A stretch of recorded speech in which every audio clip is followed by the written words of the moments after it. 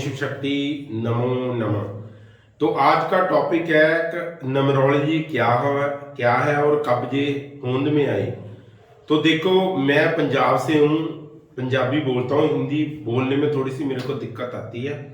तो जो मैं बोल रहा हूँ ध्यान से सुनना।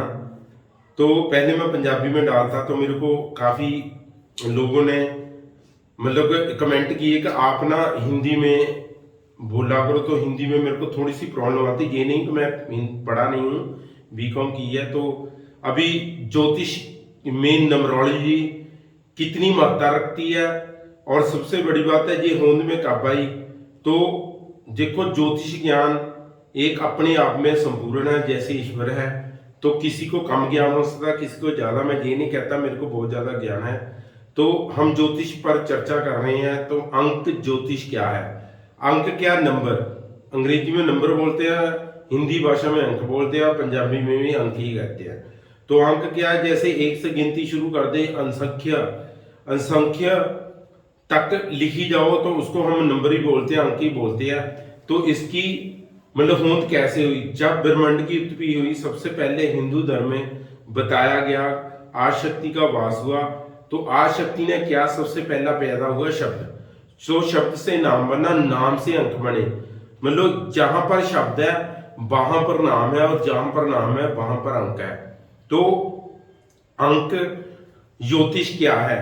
देखो, अंक ज्योतिष का सिंपल सी मेथड है। ये इतनी कोई कह तो पेचीदा भाषा नहीं है। हाँ, डीपली देखना पड़ता है। जैसे मतलब न्यूमेरिकली हम मैथ में देखो, जैसे 2 के ऊपर 3 लगा दीजिए, a की पावर 2, b की पावर 2, तो कैसे आता है? मतलब 3 गुना 2, 3 तिया 9, मतलब एक नंबर 9 के एंगल में चलता है। मतलब 9 बार इधर उधर हम कर सकते हैं। जैसे फॉर एग्जाम्पल मैं आपको बताऊंगा, एक जैसे जीरो को शून्य मानते हैं, तो जीरो जो शून्य होता है तो इसको ईश्वर बोलते हैं। तो शून्य को परमात्मा मानते हैं सभी, मतलब यही कहते हैं। जैसे धर्म गुरु जितने में कहते हैं शून्य में चले जाओगे, मतलब ध्यान में चले जाओगे, शून्य में चलेगा, जहाँ ना कोई अपना ना कोई विराग्य में चला जाता है और ईश्वर की प्राप्ति कर लेता है। तो शून्यों को मैं तो परमात्मा ही मानता हूँ। तो शून्य की वैल्यू कोई भी न्यूमरोलॉजिस्ट आज तक बोला नहीं मेरे हिसाब से। किसी ने हो सकता कुछ ने बोला होगा, मेरे हिसाब से नहीं बोला। तो जीरो ईश्वर मानते हैं, जीरो से ही सब कुछ शुरू होता है। कैसे? जैसे इंटीग्रल्स में, इंटीग्रल्स क्या होते हैं? जीरो से पहले माइनस में चलते हैं, जीरो प्लस जीरो के राइट सर हम प्लस में लेते हैं। तो मतलब जीरो से नीचे जाओगे माइनस में, कोई भी नंबर की नेगेटिविटी होती है। तो जीरो में के प्लस में जाओ तो उसकी पॉजिटिविटी होती है। जीरो कभी नहीं हो सकता, जीरो खुद परमात्मा जिस पर सब कुछ टिका हुआ है। तो जीरो शून्य शिव है, मतलब परमात्मा है। तो यही गॉड है, यही सब कुछ है। तो उसके बाद में आ जाए एक नंबर। एक नंबर को सूर्य का नंबर बोलते हैं। सूर्य सभी को मालूम है, सूर्य रोशनी के प्रतीक है। और धरती पर यदि रोशनी मतलब ना हो, सूर्य ना निकले तो सब कुछ मतलब इंसानियत जामा, मतलब इंसानियत जो पैदावार वो ही नहीं, सब कुछ नष्ट हो जाएगा।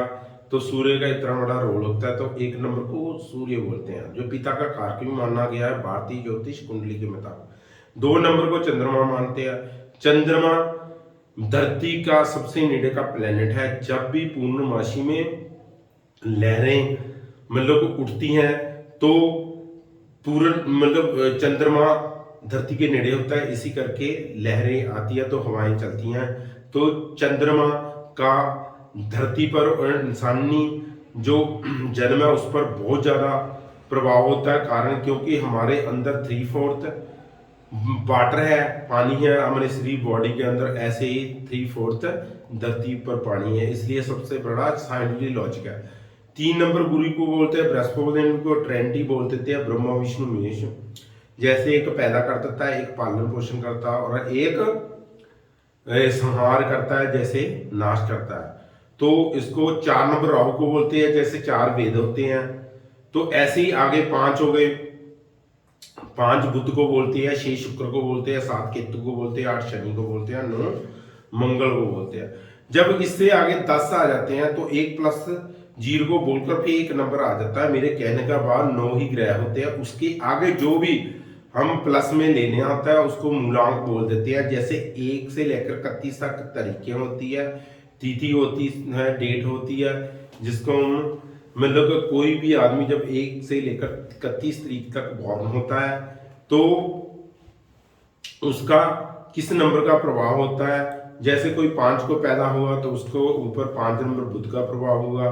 14 को पैदा हुआ तो 1 + 4 5, फिर 5 नंबर बुध आ गया। 23 को पैदा होगा 2 + 3 करके 5 नंबर बुध सेम, मतलब 1 से 31 तक जोड़कर हम उसका मूलांक निकाल लेते हैं। उसके बाद महीना होता है, महीने के भी वजह से भारतीय ज्योतिष में 12 राशियां होती हैं। ऐसे ही वेस्टर्न सिस्टम के हिसाब से कोई 19 लेता, कोई 20, कोई 21 तारीख से लेके 21-20 तक लेता है। तो वो ही राशि के हिसाब से वो महीना होता है, उस महीने का नंबर होता है। इससे आगे आ जाए साल वर्ष को भी टोटल कर लो, वही 1 2 3 4 5 6 7 8 9, वही ग्रहों के हिसाब से वही नंबर की वाइब्रेशन होगी। तो टोटल करके हम इसको भाग्य नंबर बोल देते हैं। तो जैसे ड्राइवर और कंडक्टर भी बोल देते हैं इसको। तो सबसे बड़ी अंक ज्योतिष क्या है? अंक ज्योतिष एक ऐसा ज्ञान है कि यो देखो कोई भी आदमी पैदा होता है, व्यक्ति पैदा होता है, तो भारतीय ज्योतिष में हम उसको उसका मतलब डेट ऑफ बर्थ लिखकर, टाइम ऑफ बर्थ लिखकर, प्लेस ऑफ बर्थ लिखकर और उसका मतलब कुंडली निकाल लेते हैं, जिसको 12 खाने होते हैं, 12 राशियां होती हैं और 27 नक्षत्र होते हैं। ऐसे ही डिग्रियां कैसे कई कुछ देखना पड़ता है। लेकिन नंबरोलॉजी एक ऐसी भाषा है, डेट ऑफ बर्थ के हिसाब से जैसे मैंने आपको बताया मूलांक देख लेते हैं। मूलांक के हिसाब से कोई आदमी 1 नंबर में पैदा होता तो उसका सूर्य पर प्रभाव होगा, 2 नंबर में पैदा हो गया तो चंद्रमा पे, जैसे मैंने बता दिया।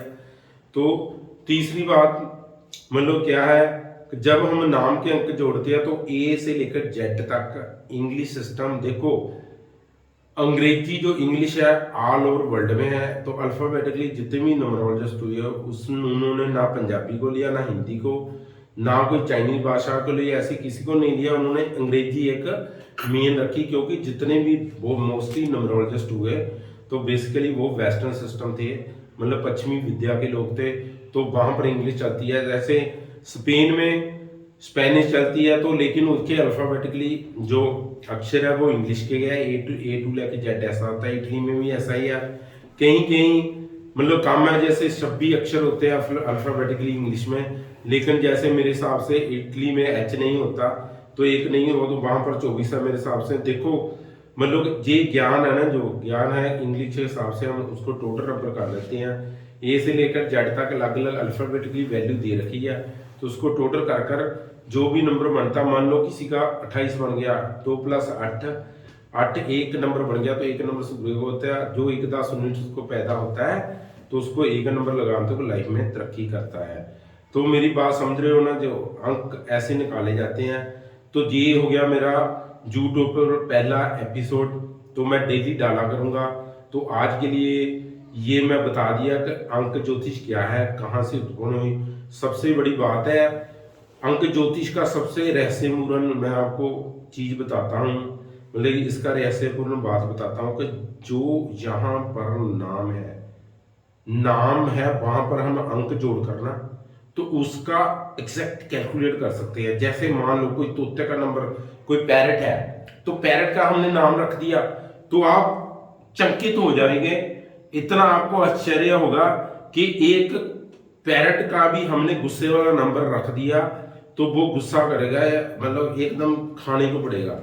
तो ऐसे ही जैसे हम मान लो किसी घोड़े का ही नंबर ऐसा लगा दिया, कोई नाम रख दिया, तो वो उस हिसाब से ही व्यवहार करेगा।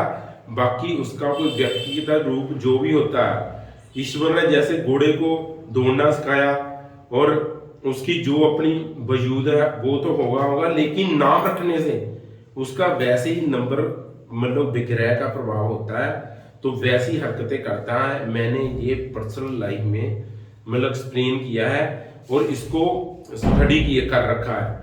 तो मेरी बात समझ रहे हो। सबसे बात उसके बाद में, उसमें के बाद में ये है, जैसे एक नंबर है तो मेरे जैसे 3 बच्चे हैं, तीनों का मैंने 19 नंबर पर लगा रखा है एक नंबर, तो तीनों को एक नंबर मैंने रख रखा है। जैसे मतंगी के 19 नंबर बनते हैं, नीतीश के 19 नंबर बनते हैं, अश्विन मेरी गुड़िया है, तो उसके भी 19 बनते हैं। ऐसे 19 नंबर नंबरों में बढ़िया होता है।